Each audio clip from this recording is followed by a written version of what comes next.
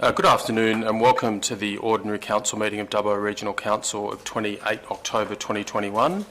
I'll advise that this meeting is being streamed live to the internet. All those present should refrain from making any defamatory statements, and upon joining these online meetings you accept the condition that your image may be recorded and streamed to the internet, as well as being retained in the archive of the recorded council meetings and standing committee meetings. I now open the 28 October 2021 Ordinary Council meeting, the time being 5:34 p.m. First up, councillors, is prayer and acknowledgement of country from Councillor Etheridge. Thank you, Mr Mayor. O God, grant that by the knowledge of thy will, all we may resolve shall work together for good. We pray this through Jesus Christ our Lord. Amen. Acknowledgement of country. I would like to acknowledge the Wiradjuri people who are the traditional custodians of the land. I would also like to pay respect to the elders, both past and present, of the Wiradjuri nation, and extend that respect to other Aboriginal peoples from other nations who are present. Thanks, Councillor Etheridge. So first up on the agenda is item 258, which is our leave of absence. We have apologies from Councillors Moore and Grant. Would someone like to move that we accept those? Thanks, Councillor Jones. Seconded, Councillor Etheridge. Any questions or debate, councillors? I'll put those then. All those in favour and against? I declare it carried. Next up is 259, the standing agenda item where we declare conflicts of interest in relation to any agenda item. Do any councillors have any conflicts they wish to declare? No? Okay, we'll move on to our public forum. We have a couple of speakers who have registered. First up is in relation to the Macquarie Conservatorium, item 163, and it's Mr Nicholas Broadbent. I'll ask Mr Broadbent to come forward. Thank you. Thank you, Mayor, and thank you, councillors. My name is Nick. So you can take off your mask if you wish. Thank you. It's much better. Thanks very much for having me. I appreciate the Mayor's minute that went in today. I've recently become the chairman of the Macquarie Conservatorium. The Conservatorium services some 18 schools in Dubbo. There are more than 1,300 students who learn music through the Conservatorium. We are, in effect, the major musical entity in Dubbo, certainly for learning. Fundamentally, it is not only a cultural institution and an artistic institution, but it is an educational one. The councillors may be aware that at the end of 2022, the Conservatorium will be required to move from its present premises in Bolt Street. The intention at the moment is to try and secure some temporary accommodation, but there is, in effect, a need for a long-term solution, and that's something that I'm very grateful to Mayor Lawrence for putting in the minute. That is a matter that the Conservatorium is very keen to progress and would very much like to work with councillors. As I said, there are many reasons why the Conservatorium considers it's an important thing to maintain in Dubbo, not least because of the cultural and artistic benefits that come from it and the educational benefits that come from it. We provide musical services and musical education to a number of schools who may not have the benefit of any of that. But also as well, particularly at the moment, given that there has been such a massive shift, in particular, of people moving from the cities out into the regions. I myself am one of those people. I moved to Dubbo about a little over a year ago now, for work reasons. And one of the things that was quite attractive about Dubbo in the first place was the ability to enrol my children at the Conservatorium. So it's something that certainly the board of the Conservatorium is very keen to try to progress with the next council. As I say, I work and live in Dubbo. I would be very grateful to the extent if any of you have any questions or would like to contact me, or indeed our director, Vivian Winter. We're certainly happy to engage in any way possible. But The real intent at the moment is to try and secure some premises and some permanent premises, preferably in a place in Dubbo that is central and which really puts the conservatorium into a place where it should be. That is a centre of culture and education for the city and indeed for this particular region. I didn't have anything else that I wanted to say, so thank you very much for your attention. I look forward to working with you, and the other members of the board look forward to working with you and with whomever is on the next council, and thank you very much for your time. Next up is a speaker in relation to item 162, net zero emissions future, Ms Di Clifford. Please come forward, Ms Clifford.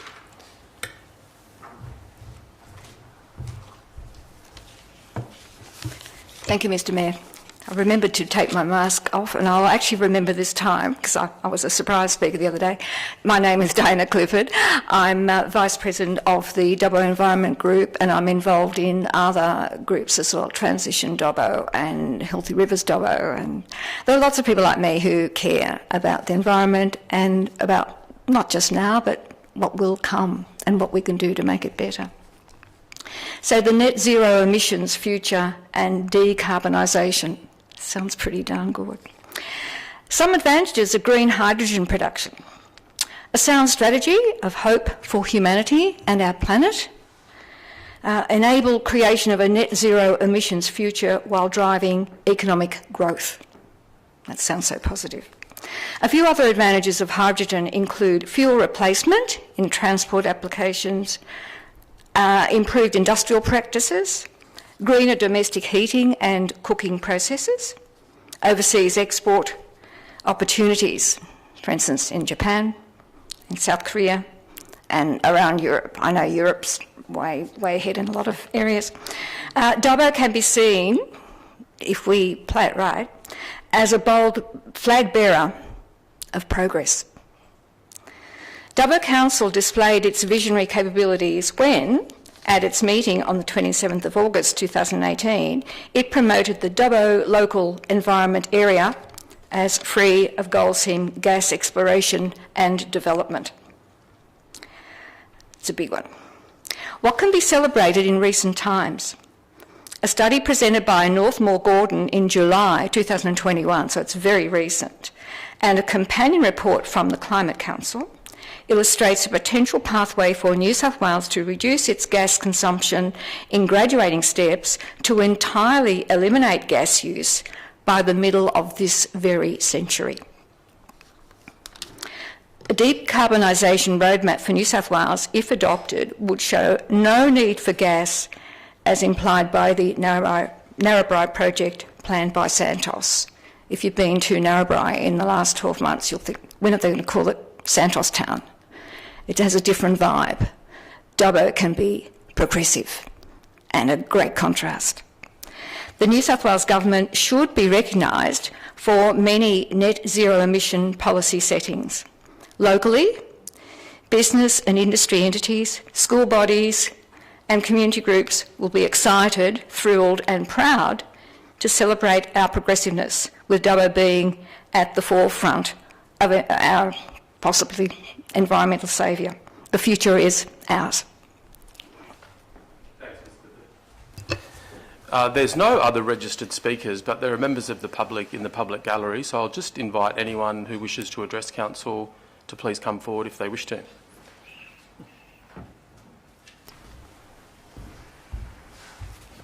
Thanks, Ms Sutherland. Thank you. Good afternoon, everybody. My name is Barbara Sutherland, and I, together with Narelle Grant and Belinda Edmondson, are on Council's Street Tree Committee, so that's who I am. And as we're nearing the end of this council term, I think that it's very appropriate that we give thanks to the current council for all the efforts that they've taken in what might prove to be the most tumultuous period in this LGA, for a number of reasons, in this LGA's history. Thank you to all the mayor, the councillors, the staff, and also to the families of everybody, because the families and partners' roles crucial in getting everybody through these tumultuous times. Mayor Stephen Lawrence, your leadership has been exemplary, and I know that this has been a very difficult time. And I think a really good example of how you bring the community along is the Indigenous, the effect of COVID-19 and the way that you brought the Indigenous leaders into that. And as Councillor Ryan has said, the sharp contrast between Shepparton and Dubbo has been quite dramatic, but that's a really good example of bringing people along in these tumultuous times. Now, in relation to the Street Tree Committee, I'd like to thank Councillor Ryan and Councillor Etheridge. Councillor Ryan's the chair. Thank the mayor and the previous mayor and all the councillors who attended, because the greatest strength of the Street Tree Committee is bringing together of senior staff and the councillors together with the community. That's an enormous strength to any community and committee. So it's been an absolute privilege for us to have been community representatives.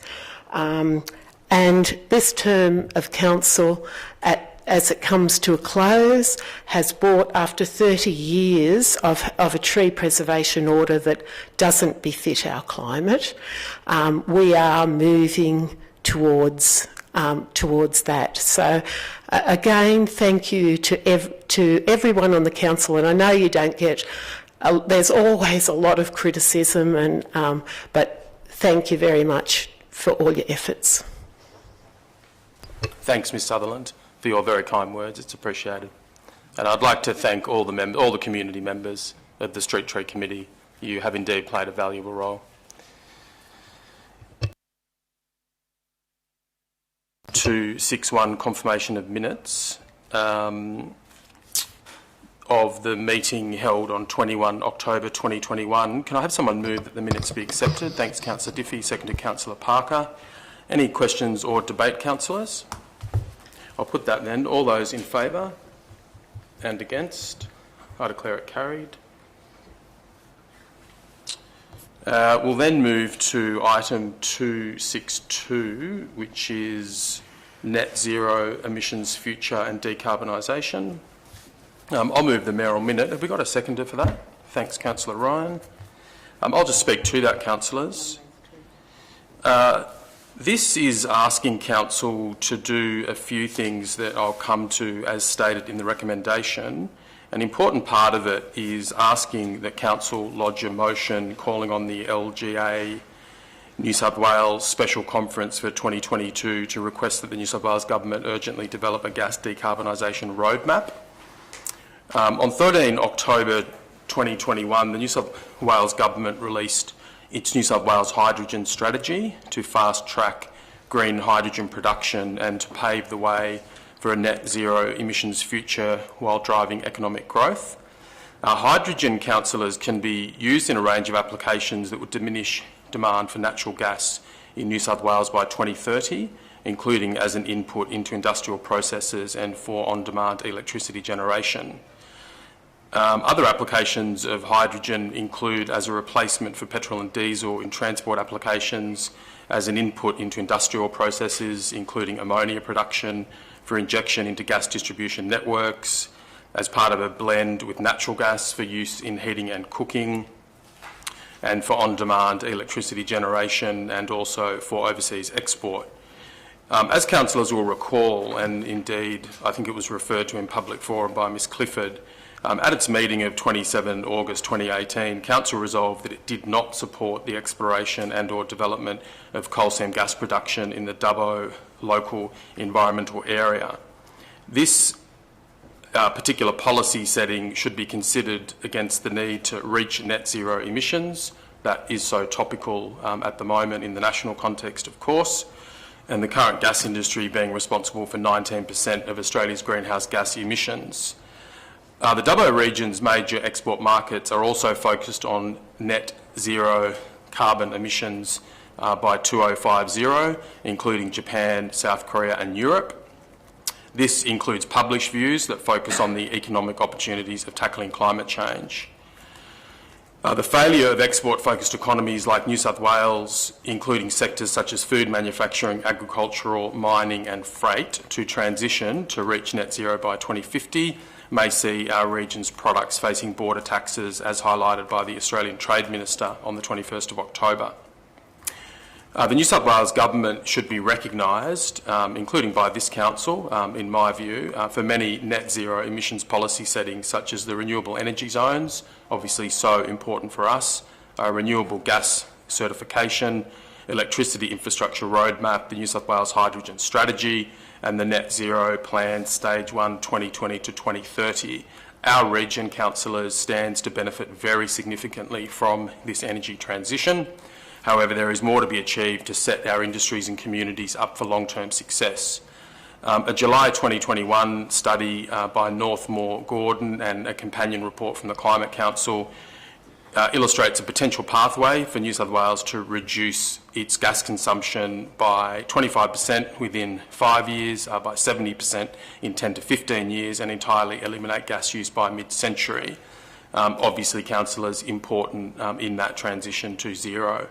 The Northmore Gordon report provides a decarbonisation roadmap for New South Wales, which, if adopted, would mean that there would be no need for gas from that project in Narrabri that was spoken about in public forum, and which we have already previously stated our very firm views.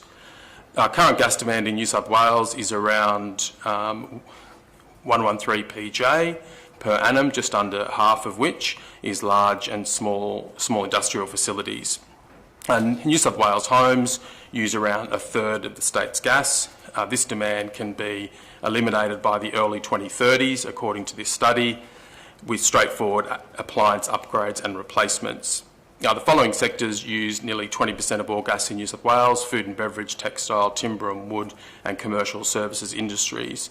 These sectors show good promise for utilisation of industrial heat pumps, and with targeted assistance could achieve significant steps towards decarbonisation within a 10 to 15 year time frame. With an ongoing commitment to planning and investment, New South Wales can continue to electrify and decarbonise. We can safeguard jobs in important manufacturing and export industries while also growing new industries. So, councillors, for those reasons, I do think it is appropriate that we move to congratulate the New South Wales Government on the announcement of the New South Wales hydrogen strategy, noting our opposition to coal seam gas and expressing Council's support for a rapid reduction in the use of natural and coal seam gas in the New South Wales economy.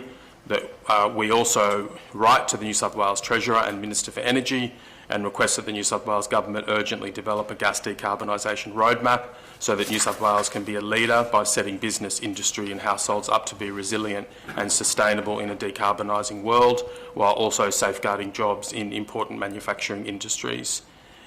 I'm also asking councillors to note in the recommendations that all of this would be consistent with our earlier resolution that councillors will recall to join the Cities Powers Partnership Program, where we join forces with councils across the country in an effort to accelerate Australia's transition to a renewable energy future.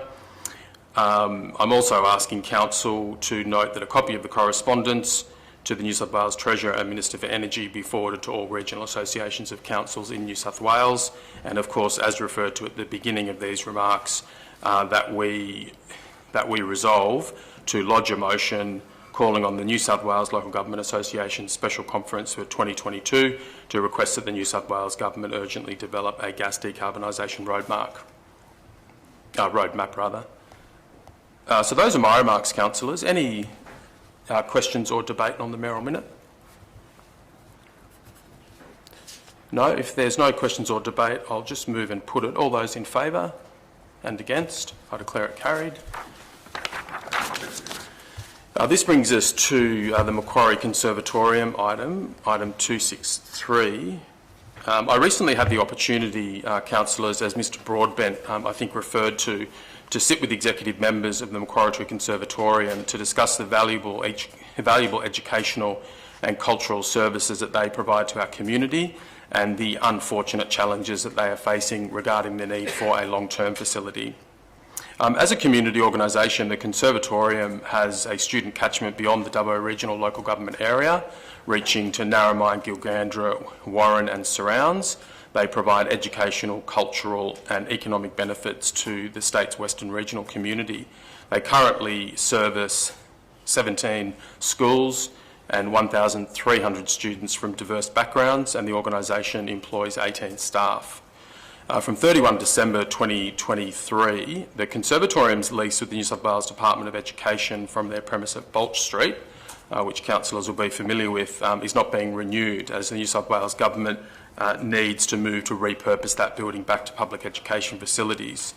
The Conservatorium, I can certainly attest, has been proactively working with various stakeholders to identify a medium-term location. However, the long-term need is for a permanent purpose-built home for lessons, workshops, performances and business administration. In undertaking community consultation for the development of the cultural plan, our council staff received significant feedback from the community on the role and importance of the Macquarie Conservatorium to the region. The community identified the Conservatorium as a vital and important part of the cultural life of Dubbo and the surrounding region, particularly its role as an arts educator and leader in music training. The community value the Conservatorium's ability to employ a range of excellent teachers, offering a foundational music education alongside high-quality live music performances. In adopting the SPRC Cultural Plan at its meeting on 13 July 2020, we committed to working with community to provide adaptable, innovative and cutting-edge cultural facilities and assisting external facilities with planning to adapt to changing community needs. Specifically, the endorsed plan includes Action 4.2.2, review the ongoing needs of the Macquarie Conservatorium and how DRC can support its continued operation. In many local government areas across New South Wales, councils support conservatoriums in a range of ways, from the provision of facilities under long-term lease arrangements and repurposing of existing buildings to a partnered approach in the development of new purpose-built facilities as part of larger cultural precincts. In considering our community's views in regard to the value of the Conservatorium, in addition to the social and economic importance of such a service to the Western region, a partnered approach with the Conservatorium, New South Wales Government and Council should be pursued with the ultimate goal of establishing a permanent facility for this vital cultural service. The development of such a facility within our CBD or within the Victoria Park precinct would provide valuable social and economic activation and alignment with other cultural institutions and services. The opportunity to work in partnership to achieve this outcome should be considered in line with the appropriate strategic planning processes by the next council. For all those reasons, councillors, the mayoral minute asks councillors to endorse the following. The council notes the valuable educational, cultural and economic benefits of the Dubbo region having a conservatorium. The council note that the Central Business District or Victoria Park precinct would be an appropriate long-term location to maximise the benefits for the conservatorium, the community and other cultural institutions. The council notes the role of local government around the state in housing and supporting conservatoriums. That the CEO work with the Macquarie Conservatorium to create a long-term strategic plan to support the establishment of a permanent facility, including a funding strategy and identified partnership opportunities with New South Wales Government and the Australian Government, and that Council also refer the question of Council's role in supporting the Conservatorium to the strategic planning processes that will occur during the next term of Council. That's my contribution on this item, councillors. Any questions or debate on it? Thanks, Councillor Parker. Yeah, look, thank you, Mr Mayor. Look, I think I joined the Board of Conservatorium back in about 2013 until about 2019, and I resigned as a board member then. Look, the conservatorium in Dubbo has been there for a long time. It has had a very good reputation and very successful with the teachers and the students. And I guess that it's a bit sad that they're going to have to move from where they are, but that's just the way progress is. So, look, yeah, certainly recommend what you've mentioned there, and we'll support the motion. Thank you. Parker. Any other questions or debate, councillors? No? In that case, I'll put it. All those in favour and against, I declare it carried. That brings us to a late mayoral minute, which is item 263Q. And I think councillors have copies of that. It's in relation to the Pinnacle Integrity Report, which also known as the Independent Investigation Report. And it's basically, councillors, something that I probably should have thought to do at the meeting where we resolved to release the redacted copy of it. And it's perhaps in the nature of an administrative or slightly technical matter. But what I'm asking councillors to do, I should move it, I should say first. Have we got a seconder for that? Thanks, Councillor Jones. As I was saying, councillors, I'm asking council to do the following, that we note council's previous decision to release a redacted copy of the Pinnacle Integrity Independent Investigators Report, and secondly, and perhaps more importantly, that we authorise the CEO at the CEO's discretion at any time to release a full or a more fuller version of the Pinnacle Integrity Report should circumstances change such that in the CEO's opinion it is lawful and appropriate to do so. Look, I think councillors and community members who are interested in this will recall that the reductions that were made to the report were all done on legal advice, and the issue there really was that the Code of Conduct provides that that Code of Conduct matters are confidential and all details of them are such unless and until a matter comes back proven to council, and that the reductions were made on that basis.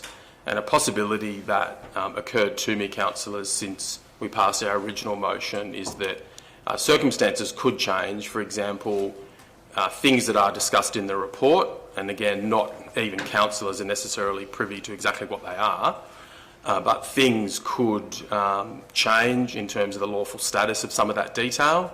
And if that did happen, it would be a shame if there wasn't a ready mechanism for the release of the report, either further in part or the complete report if for some reason it was lawful and appropriate to do so. So that's the reason for bringing this to this meeting. Any questions or debate, councillors? If not, I'll put that. All those in favour and against, I declare it carried. That brings us, councillors, to item 264, which is the annual report on complaint statistics under Council's Code of Conduct. Can I have someone move that the report of the Executive Manager Governance and Internal Control? Thanks, Councillor Ryan. Have we got a seconder for that? Thanks, Councillor Parker. Questions or debate, councillors?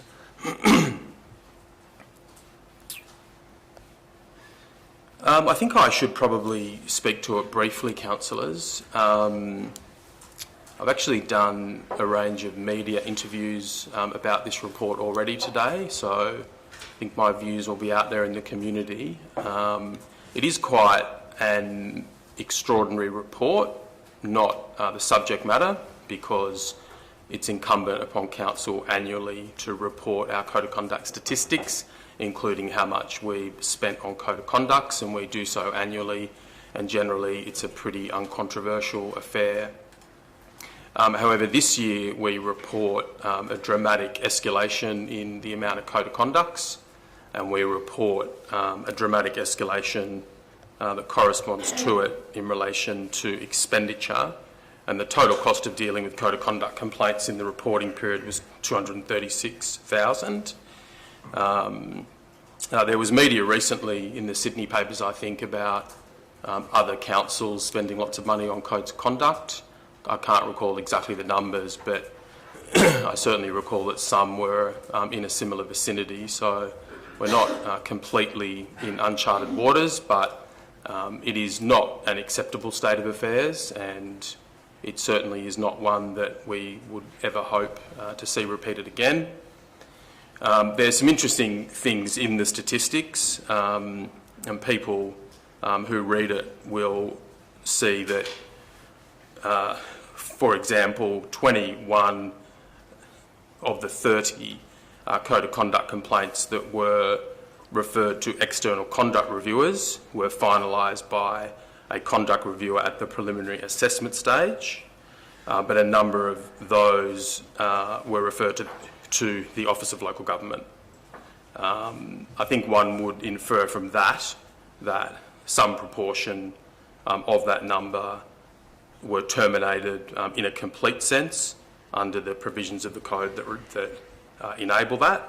And I think one would infer from that those investigations were completed and no action beyond the more informal mechanisms that are provided for in the code was deemed as appropriate. But one, I think, would infer from the referral of some of them to the Office of Local Government that such finalisation has not occurred, but neither has a final investigation. And those, I think one would reasonably infer, would include cases or matters where the jurisdiction of the Code of Conduct was no longer applicable, but there was a further matter to be considered, hence referral to the Office of Local Government. It's also reported in the report that 3 matters have been referred by council staff to the Independent Commission Against Corruption. I'd like to emphasise there that that is something that councillors have no proper role in. It is certainly open to councillors to refer matters to the Independent Commission Against Corruption, and I've made remarks in that regard about my intention to do so. But that is not what this is talking about. This is talking about staff referring matters to the Independent Commission Against Corruption. It's clear from all of this, councillors, that a variety of processes are ongoing. I think we all should have full confidence in those processes, and I think our community, notwithstanding the turbulent year that Ms Sutherland referred to in her contribution in public forum, should also be confident that we are through this. I think we are through this in terms of large-scale lodgements of code of conduct complaints, not, of course, to attempt to preempt anything, but that's my view, that we're through that period. I think our community can be very confident that they won't be footing a $230,000 bill next year for code of conduct investigations, that we've had an exceptional year, an exceptionally unpleasant year in some respects, but we are through that. Councillors, that's all I wanted to say. I didn't want to leave it unremarked upon because it is important and it's a lot of money, and I've spoken about it in the media, so I thought I should speak about it here. Any other questions or debate, councillors? No? I'll put that then. All those in favour and against? I declare it carried. That brings us to item 265, presentation of Council's 2020-2021 financial statements. Can I have someone move the report of the Chief Financial Officer? Thanks, Councillor Jones. Thanks, Councillor Parker. As a seconder. And before we move to questions and debate, I might hand over to 2 of our auditors who will give a presentation in relation to our financial statements.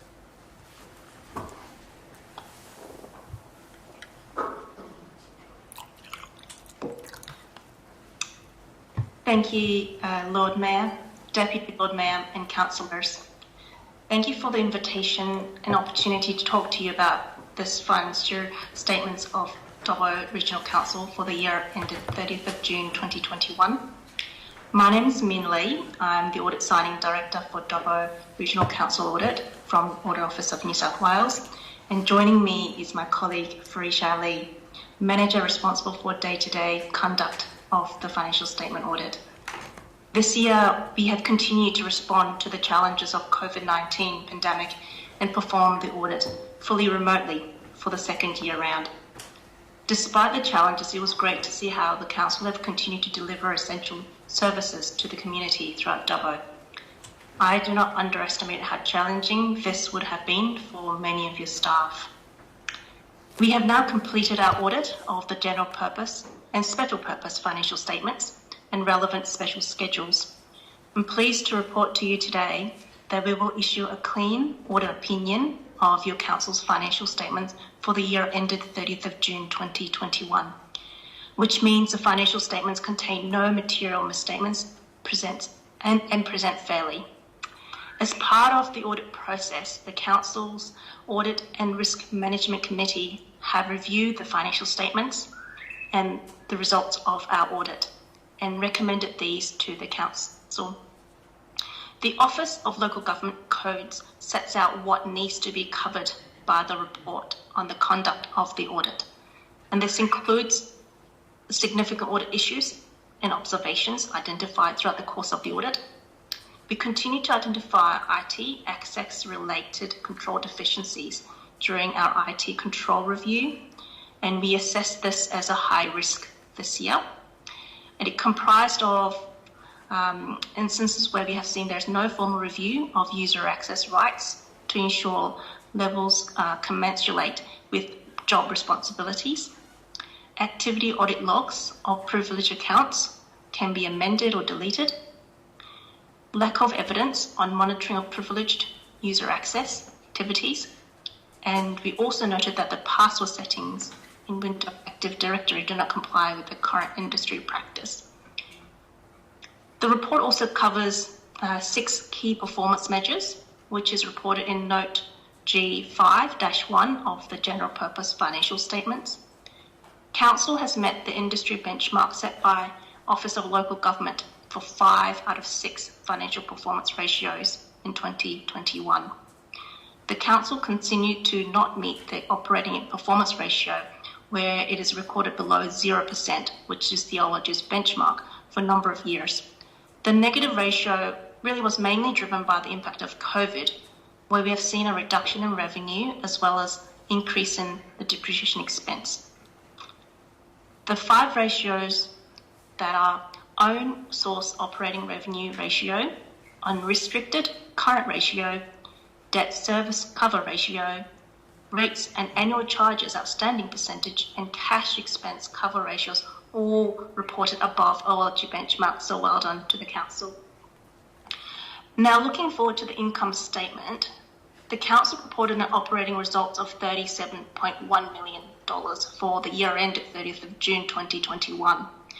This was 2.3 million higher than last year's, and it was impacted by an increase in rates in annual charges, increase in grants and contributions revenue, mainly in the capital project space, offset by an increase in depreciation and amortization expense.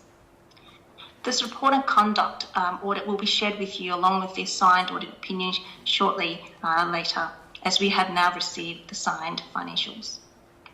In closing, I would like to extend my thanks to the Audit and Risk Management Committee, chaired by John Walcombe, to many other officers in the Council who have assisted us throughout the year, especially Dean, Michael and Lise from the finance team. So thank you again.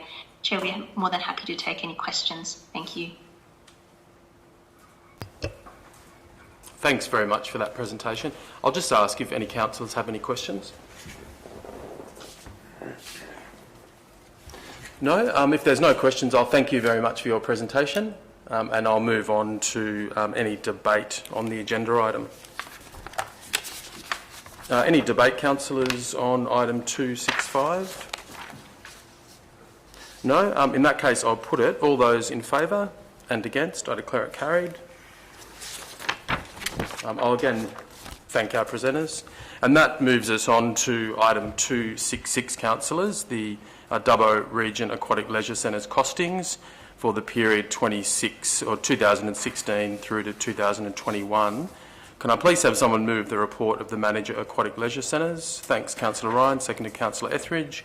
Any questions or debate, councillors? Yep. Thanks, Councillor Ryan. Thank you, Mr. Mayor. Just through you, it's quite complex, and there's a lot of issues in this. It's difficult to understand. Through you, if I could just ask the Director just to give us a bit of a brief on what it covers and just the general lay of the land. Thank you. Certainly, thank you, Councillor Ryan, and I'll do that through the CEO to Mr Frost, perhaps. Thank you, Mr Mayor. The report articulates the cost of running our aquatic leisure centres over the past 5 years as resolved by the Council. Over that 5-year period there's been an increase in expenditure of around $1.1 million, and over that same period there's been an increase in revenue of about $520,000. So the net position of our operations of those facilities is the net cost has increased by about $600,000. The report goes into some detail about some of the impacts, things that have impacted, and some of them are decisions that Council has made, some of them are things that are outside of our control, and I'll just explain a couple of those. At the start of the 5-year period under review, the Dubbo facility was managed under a contract, and there was I suppose a relatively complex arrangement in place around sharing of costs, sharing of revenues and those sorts of things. And also down at Wellington, the Wellington facility, the reception area and cafe was managed under a contract arrangement. Again, a little bit complex in how that sort of worked. Approximately 2 years ago, the Dubbo facility was bought in-house as a result of a council decision, and we've managed it in-house for the past couple of years. One of the things that we've done during that period is we've taken over the operations of the cafes, running Learn to Swim, and merchandise, and that goes part way to explaining why there's an increase in their revenues, but at the same time there's obviously increases in costs associated with running those services. We've also added, or the council has added, some additional facilities, such as the splash park at the Dubbo facility, which is a great addition, provides hours and hours of fun, no doubt, for young children. And we've also installed heating at the Wellington facility as part of that major redevelopment in 2018-19. Those matters there, they come at a cost to us in terms of gas and electricity and water use and some of those sorts of things, additional staffing. So at the same time, there's additional cost, but there's an increased level of service as well that we're providing the community in those facilities. The council also made decisions when it took over the facilities to review the membership fees, and there was quite a substantial reduction in membership fees, and that obviously had an impact on revenues that we're able to generate out of the facility, but at the same time, obviously would have made the facilities more attractive and more accessible for people within the community. So, there's sort of two sides to that coin. Last year we had 92,000 visits to all of our facilities, around 70,000 to the Dubbo facility, around 20 to Wellington, and a smaller amount to the Geary Pool. And we've had in excess of 5,000 people enrolled in our Learn to Swim program. So the pools are quite heavily utilised. I mentioned before some of the things that impacted on our operations of the facilities, and obviously there are things that the council has done in terms of, when you're refurbishing a facility you can't operate it and those sorts of things. But we're also impacted by COVID, we're also impacted by dust storms, and a number of those things that just sort of make it difficult to get a good run at running a facility. And some of our assets that we've had on site there, they've been running towards the end of their useful life.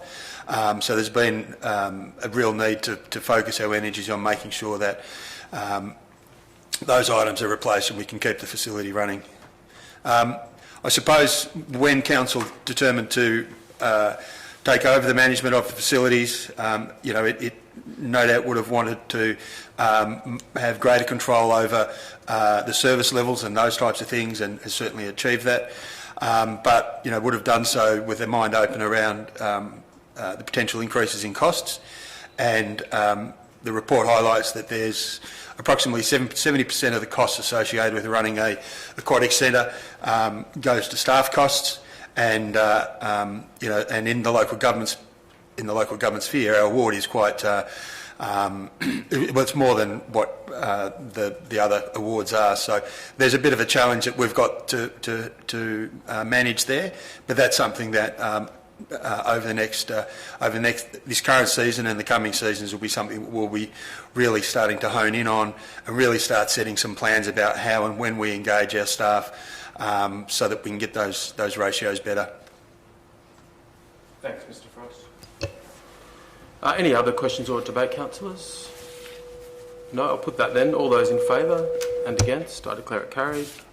That brings us to the agenda item, renewal of Victoria Park Playground, results of community consultation, 267. Can I please have someone move the report of the Manager, Recreation and Open Space? Thanks, Councillor Ryan. Have we got a seconder for that? Thanks, Councillor Diffie. Questions or debate, councillors? I think we may have an amendment too, do we? Thanks, Councillor Jones. Thank you, Mr Mayor. I wish to move the following amendment, that the report from the Manager, Recreation and Open Space detailing the results of the Victoria Park Play Space survey be noted, that suitable fencing be installed around the new Victoria Park playground, that consideration be given to the retention of the swings at the fitness node, with the fitness cycles and cross trainer being repositioned to the eastern side of the area at an estimated cost of 15,000 GST exclusive, that based on the community feedback that the Wee Hooper seesaw be swapped out in preference for the wheelchair accessible carousel at an estimated increase in price of 8,000 GST exclusive, that any shortfall in the delivery of the Victoria Park Play Space be funded through the reallocation of funds from the South Lakes Play Space, and that a new playground for South Lakes be considered in the development of the 2022-2023 operational plan and budget. And finally, that $72,500 be reallocated to the Cameron Park Playground in Wellington for a suitable fence subject to community consultation. Thanks, Deputy Mayor. So that will, in effect, become the motion. Questions or debate on the amendment? Is that your hand up, Councillor Ryan? I should get a seconder for that amendment, sorry. Okay, I'll take Councillor Ryan, thank you. Questions or debate on the amendment? Thanks, Councillor Diffie. Thanks, Mr Mayor. Firstly, I would just like to thank the staff for their efforts in getting this together so quickly for us and putting it out to community consultation. And I'd also like to thank the community for contributing to that community consultation. I think we've learnt from this that it is really important that we get the feedback from the community and we get it right the first time round. Unfortunately, that does come at a cost for South Lakes in that gets pushed back another 12 months, and I think it's important that the community realises, and perhaps people considering running for council, if you're elected, that sometimes tough decisions mean that others miss out, and you have to push things back. So I'm very pleased with the outcome, as having used Livy's play space and seeing it moved and knowing that it's got a fence, and in particular the wheelchair accessible carousel really means a lot to me as a councillor, and I'm sure it will to so many families with children with special needs and disabilities in the Dubbo local government area. Thanks, Councillor Diffie. Any other questions or debate, councillors? I'll just speak to it briefly. Yeah, I'd like to thank all the community members who raised this issue initially, and I'd like to commend Councillor Diffie for her initiative in bringing the matter really quickly to staff, and that then led to the process that has led to this report. In relation to the South Lakes issue, it is really appropriate that we make a decision and that we do note that the development of the South Lakes play space will be considered in the development of the 22-2023 operational plan and budget. but there is still the possibility, as I understand it, of alternative monies being found somewhere in advance of that for allocation to that project. I won't preempt that, except to say that it's appropriate that when we make a decision, that we make a financial accounting for that decision, but that doesn't mean that down the track quite shortly that other arrangements can't be considered and then put into place. So I just wanted to say that, and thank you to Councillor Jones for raising the important issue of Cameron Park and the fencing issue there that I know has been of concern to the community as well. Any other questions or debate? Thanks, Councillor Ryan. Thank you, Mr. Mayor. Yeah, look, I just want to point out that the two parks we're talking about here, Victoria Park and Cameron Park, are the two most important play spaces. They're the ones in the centre of each of our major centres, Dubbo and Wellington.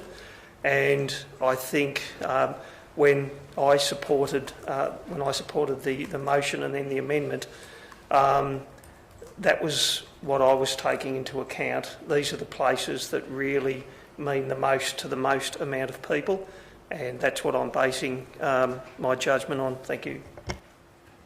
Thanks, Councillor Ryan. Any other questions or debate, councillors? If not, I'll put that. All those in favour and against, I declare it carried. That was the amendment, correct. Thank you, Mr. CEO. I'm very well assisted, as usual, by everybody.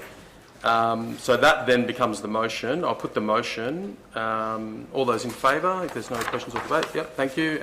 And against, I declare it carried. That then brings us to comments and matters of urgency. Agenda item 268. I might start with myself this week, if that's all right, councillors. I normally go last, but it's pretty likely that we'll have a meeting in November.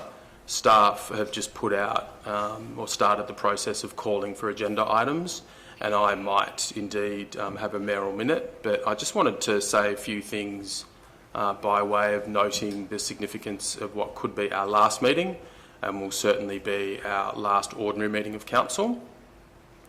It's been quite an interesting 4 years and 3 months. A lot of unexpected turns and twists. It's funny, as a councillor, you're sort of associated by the community with pretty much all the functions of council, but you don't necessarily meet all of the staff. In fact, you almost certainly don't meet all the staff, and you don't necessarily become that familiar with lots of the functions of council. You have a lot of exposure to the executive team, the directors, and to the corporate and governance people who support our council meetings, some of whom are here tonight. I want to thank all the staff members of council for all the incredible work that is done by this organisation. I particularly want to thank those staff members that councillors have worked with closely. That, of course, starts with our new CEO, new but not that new. He was here before in a very valued role, and all of the directors that have served with us during the term of council. As a councillor, you come across new subject matter all the time, things that you've never thought about in your life before, perhaps, on occasion.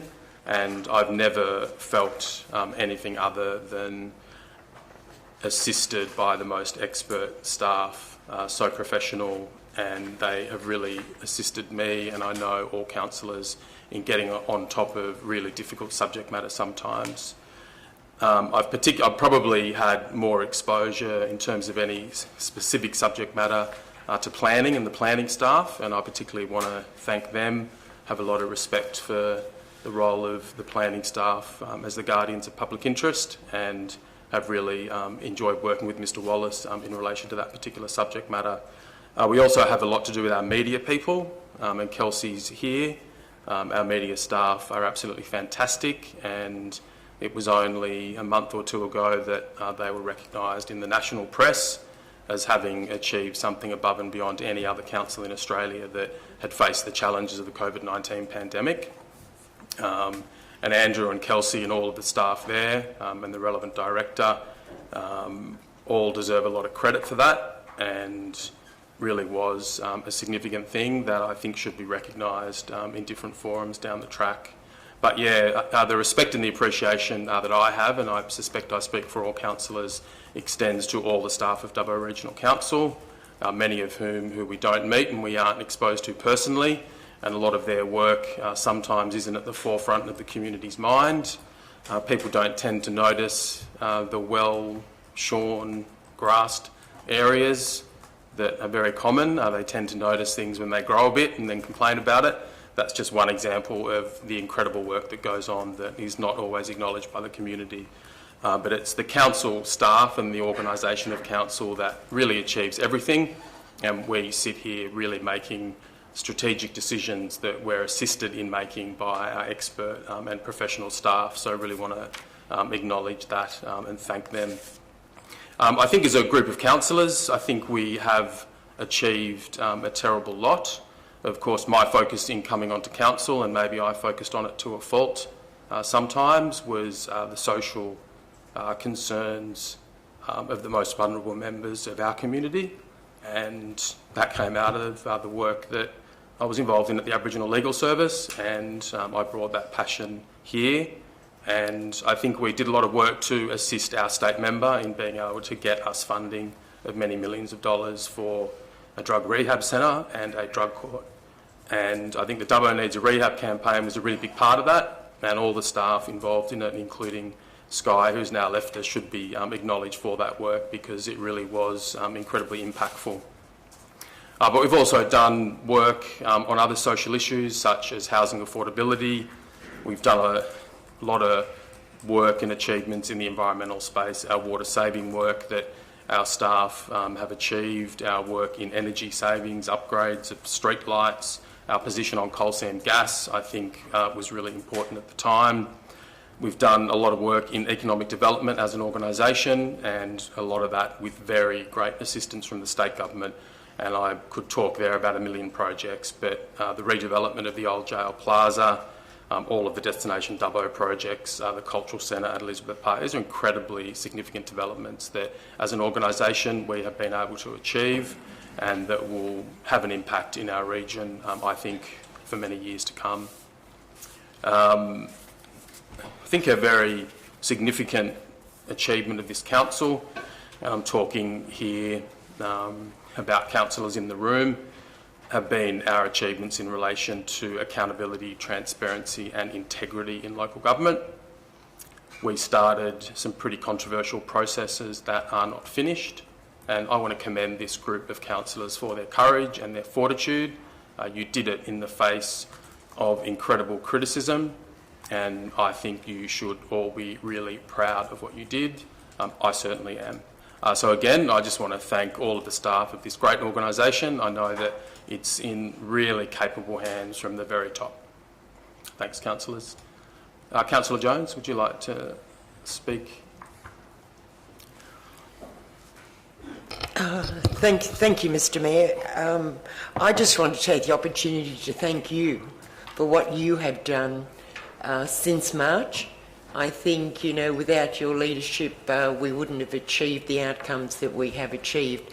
And I think the other thing too, that the councillors have grouped together as one team and worked to make sure that our community understands where we've been and where we are and hopefully where we're going in the future.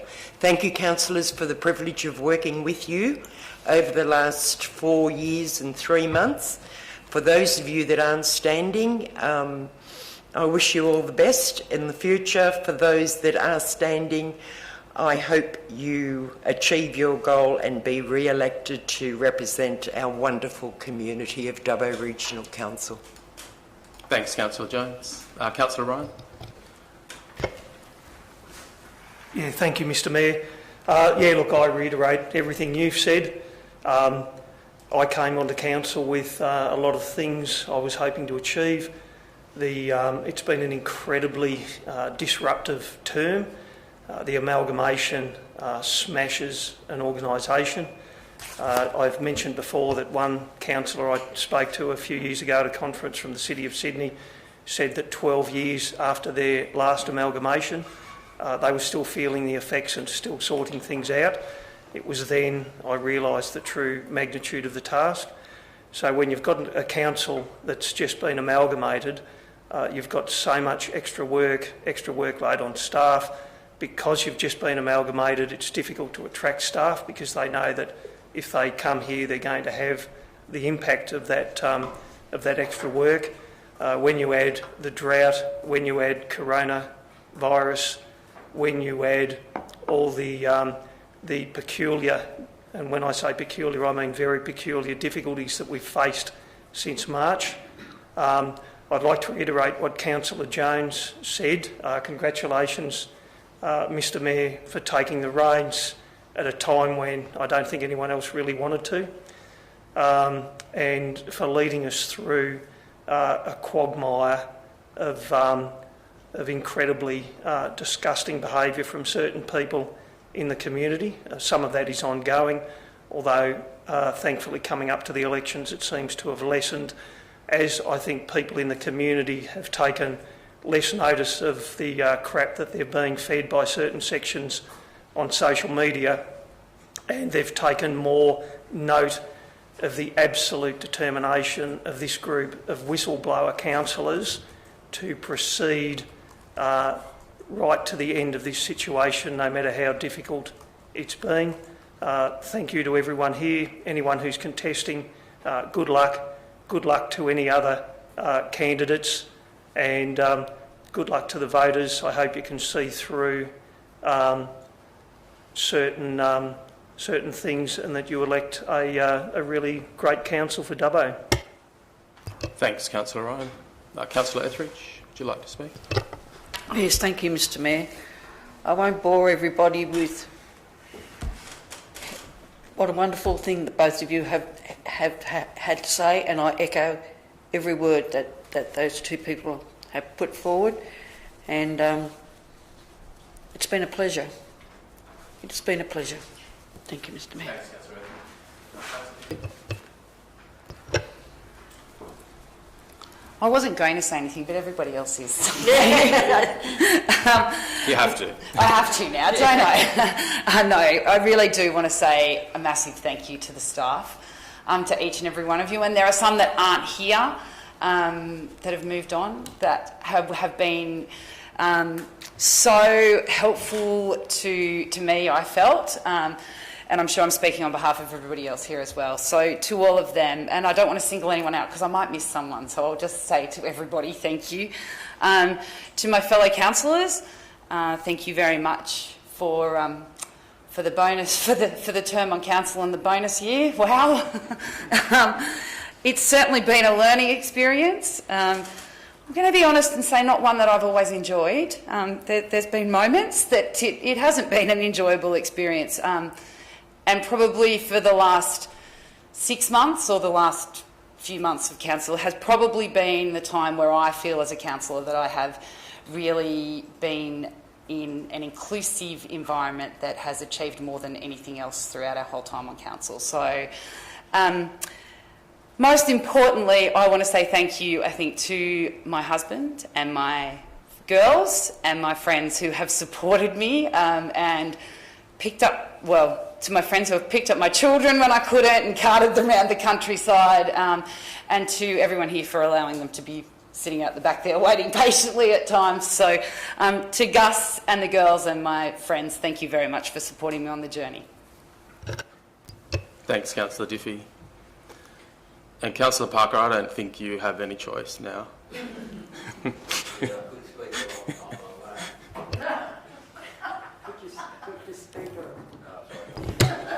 So, this reminds me of home. I've got to be told what to do all the time. Look, Mr. Mayor, look, thank you very much and for the chance to make a few words here. But I think what you've just said there, you've summarised the success of this council over the last 4 years. There have been some, pretty tough times, but we got through it. And there've also been some enjoyable times as well. And to the staff and the directors, of course, all that, I certainly thank you for your support and assistance at the times when we actually needed them. And I think we all learn something as we go along. And it's probably been, as I think it alluded to, that there is some steep learning curves with it. And what the previous councillors have said as well, I'd like to echo their comments. You certainly have provided us with a different style of leadership, and I think you've earned a lot of respect from within the community, and I can congratulate you for that. To my fellow councillors, thank you for your support, and I just wish you all the best for your future, to you and your families, and no doubt we will see you somewhere around from time to time. Thank you. Thanks, Councillor Parker. Now we'll move on to Committee of the Whole. I normally make an error at this point, but I'm not going to do that. Can I have someone move us into Committee of the Whole? Thanks, Councillor Jones. Second to Councillor Ryan. I'll put that. All those in favour and against, I declare it carried. We'll move into Committee of the Whole, the time being 6:39. And as we're moving into Confidential Committee of the Whole, and I advise that the web streaming will stop for these matters, we'll reopen the meeting once the items have been resolved and read out the resolutions for the purpose of the minutes. Please stop the web streaming.